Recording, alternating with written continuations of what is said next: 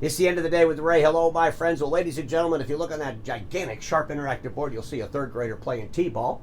You'll also see a sign that says Kanica Minolta wins T-ball tournament. Big upset to third graders.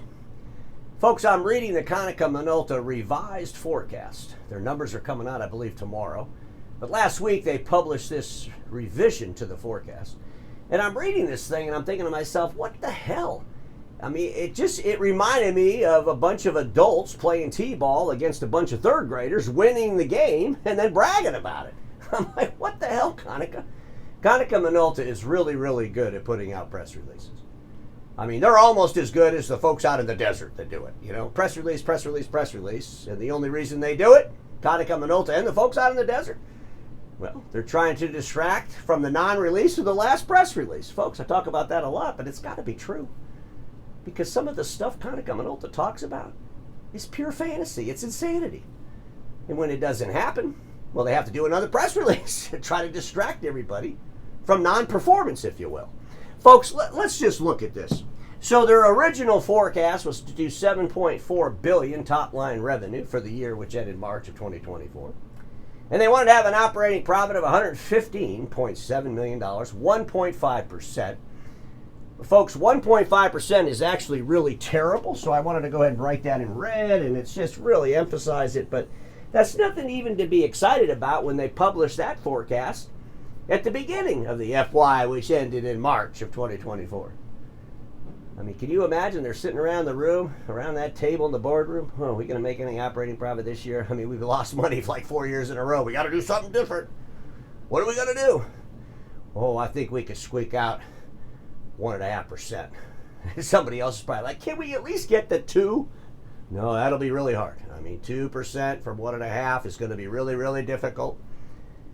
Ladies and gentlemen, they should have said we're going to get 4 or 5% operating profit. They should have done whatever the hell they had to do to get the number. Instead, what do? They post this 1.5% operating profit. They act like it's going to be a big home run, when in all reality, it's really, really bad. Okay?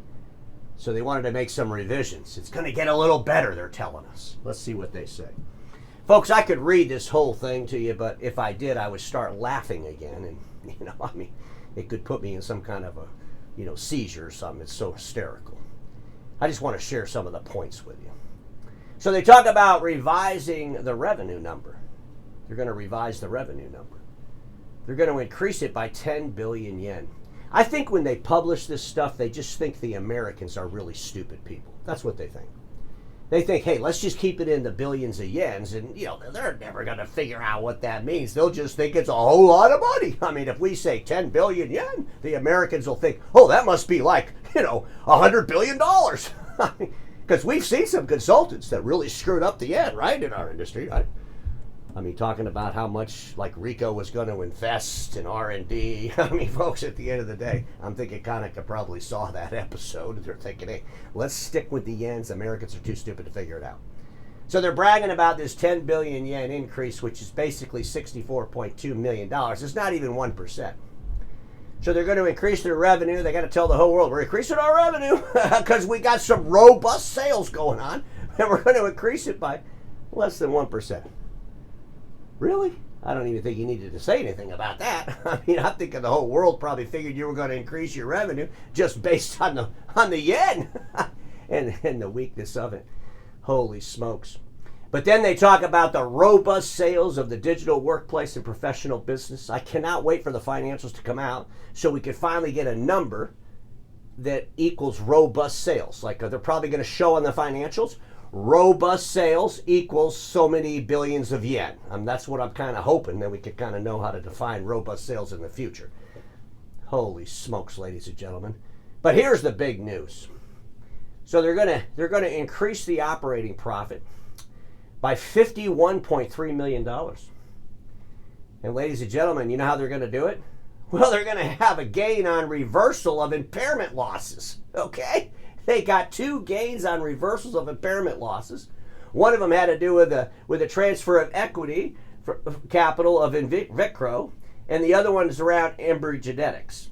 So in other words, these 2 big, huge mistakes, poor management, big issues we had a little while ago, they really weren't that bad, so we're going to pull some of that impairment charge back. Ladies and gentlemen, that $51 million increase in operating profit has nothing to do with skills, has nothing to do with robust sales, has nothing to do with discipline, has nothing to do with cutting costs. It has to do with, oh, we made a mistake back then, we can correct the mistake. Kanica Minolta, I don't even think you should have put out this press release. I think you should have just let your financials come to the marketplace, because nothing's that fantastic or changes that much great anyway.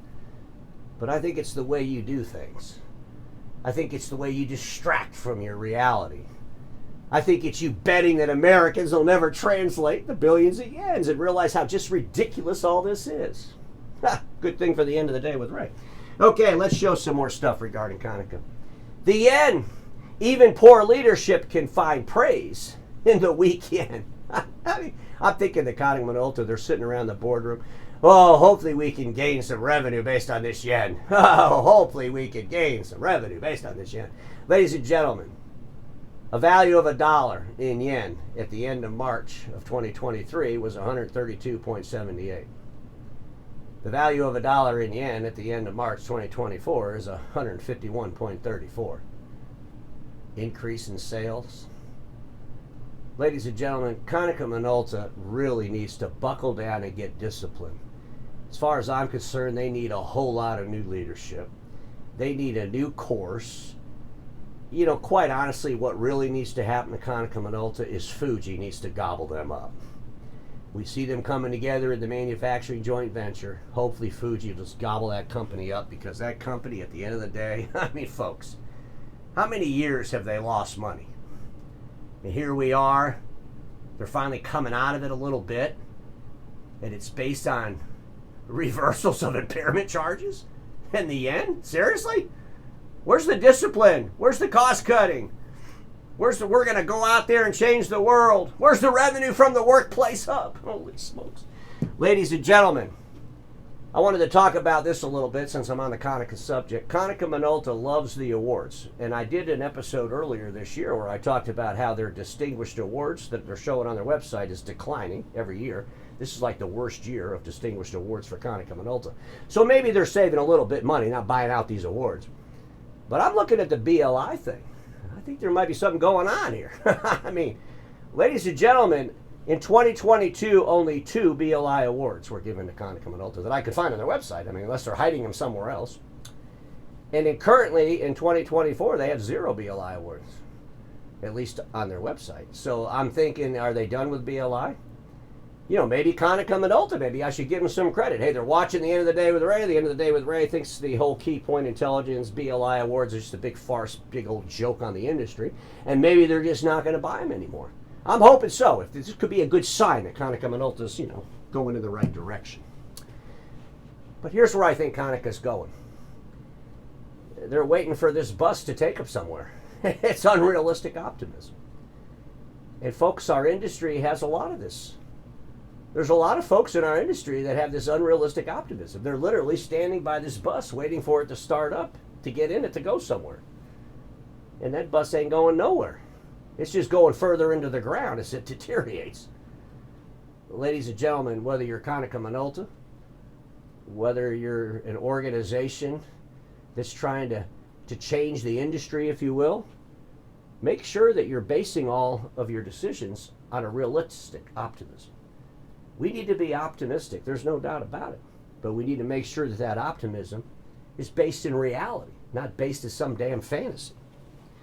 And folks, here's just some examples. Kanica Minolta, last year they did a deal with Jadoo. What's going on with that? Kanica Minolta, the workplace hub. I mean, holy crap, ladies and gentlemen. That thing even sounded stupid the day they kicked it off. It's been the joke of the industry 7 years.